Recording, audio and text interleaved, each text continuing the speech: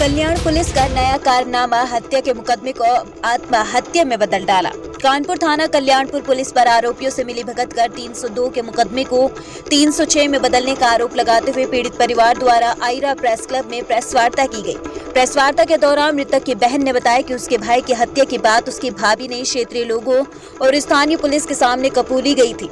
उसके बाद भी थाना प्रभारी कल्याणपुर विश्वविद्यालय चौकी प्रभारी राजन मौर्य द्वारा आरोपी से मिलीभगत कर हत्या के मुकदमे को आत्महत्या में बदल दिया गया। बताते चले कि बीती 7/10/2022 की रात मकड़ी खेड़ा निवासी देवेंद्र कुमार की हत्या कर दी गई थी, जिसका आरोप देवेंद्र की पत्नी दीपा कनौजिया पर लगाया गया। शनिवार को आयरा प्रेस क्लब में प्रेस वार्ता करते हुए मृतक के पिता ने बताया कि उनका बेटा देवेंद्र कुमार रोडवेज विभाग में कार्य करता था। प्रार्थी के पुत्र का विवाह 2011 में दीपा पुत्री महेश चंद्र निवासी खलासी लाइन ग्वाल टोली से हुई थी।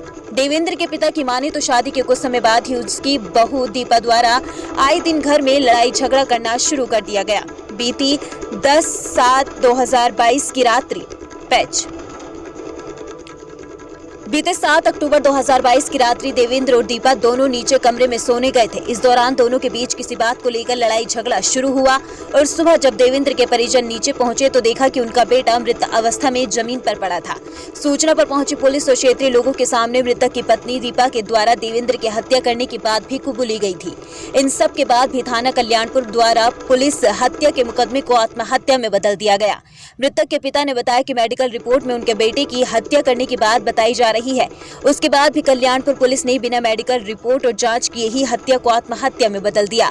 पीड़ित परिवार ने आरोपी और पुलिस के खिलाफ कार्रवाई और शिकायत लेकर उच्च अधिकारियों के दर पर भी गुहार लगाई, पर पीड़ित परिवार को कोई भी न्याय नहीं मिला, जिससे परेशान होकर पीड़ित परिवार के द्वारा मीडिया का दरवाजा खटखटाया गया है।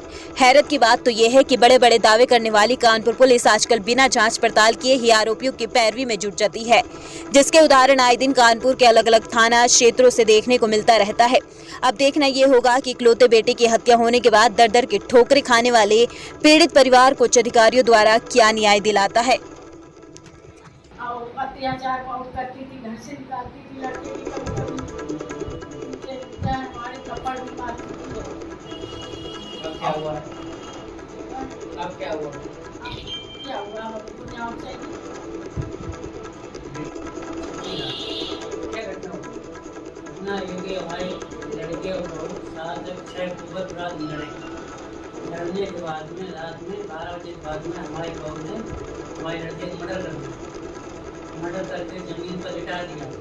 जब मैं सुबह उठकर 6 बजे आया तो मैंने देखा मेरे बच्चे की डेड बॉडी जमीन पड़ी हुई है और बहू बगल में बैठी हुई थी।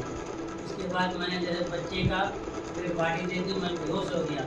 मैं चिल्ला पड़ा, रोने चिल्लाने की आवाज़ हो गई, इसलिए पूरे मोहल्ले लोग इकट्ठे हो गए। उसके बाद जांच पड़ताल हुई, पुलिस के सामने मेरी बहू ने ये बात को बोला कि मैंने किया, इसकी जिम्मेदार मैं हूँ। उसके बाद मैं थाने का रिपोर्ट दिखाने गया, रिपोर्ट की तो मुकदमा लिखाया। उसके बाद बिना फैसले के बिना पूछताछ के 307 कर दिया गया। इसकी मैंने कई बार काफ़ी लोगों से शिकायत की, इसका मुझे आज भी न्याय नहीं मिल पाया। मैं आज भी सत्तर भटक रहा हूँ, इसलिए मुझे न्याय चाहिए। क्या करते हैं आप? बच्चा हमारे रोड में जो जारी रोड में कंडक्टर टप्पा डाले, उसमें बाबू का रोड में चुनी में डिब्बों में बैठा था। उसके बाप माँ बाप बहुत धमकी देते थे। इसका भाई एक पुलिस में रोहित नाम का प्रयागराज बहुत धमकी देता था, अगर थाने आने पे दारू सबको बंद करा देंगे, सबका मर्डर करा देंगे। और उसका बाप कहता था पुलिस हमारी जेब में तुम डाले मार के पी लो, तुम हमारा क्या कर पाओगे? इसीलिए इतने अनजान होते हमारे बच्चे को मर्डर कर देंगे। अब क्या कहते हैं? अब मैं चाहता हूँ कि मेरे बच्चे को न्याय मिले, हर भोजन न्याय मिले, ऐसे ही मिले, न्याय मिले और मुझे सजा मिले। मैं रो रो कहता हूँ, आप लोगों के सामने कह रहा हूँ, मेरे बच्चे को मर्डर की बहुत नीचे किया है, बहुत ही मर्डर किया। अगर फांसी में लगता था तो किसी व्यक्ति ने या किसी पुलिस वाले ने किसी मरने वाले फांसी से उतारा थे। और फिर जब बच्चा फांसी में लगता था तो बहुत हमको बुलाना कि माँ बाप को बुला दिया, माँ बाप को बुला लिया और एम्बुलेंस गाड़ी बुला दी, जबरदस्ती पार्टी लिए जा रहे थे। लेकिन मेरे मोहल्ले वाले अच्छे थे, सब लोग बहुत और मेरे रिश्तेदार वगैरह आ गए, सब बाड़ी सीख हुई है।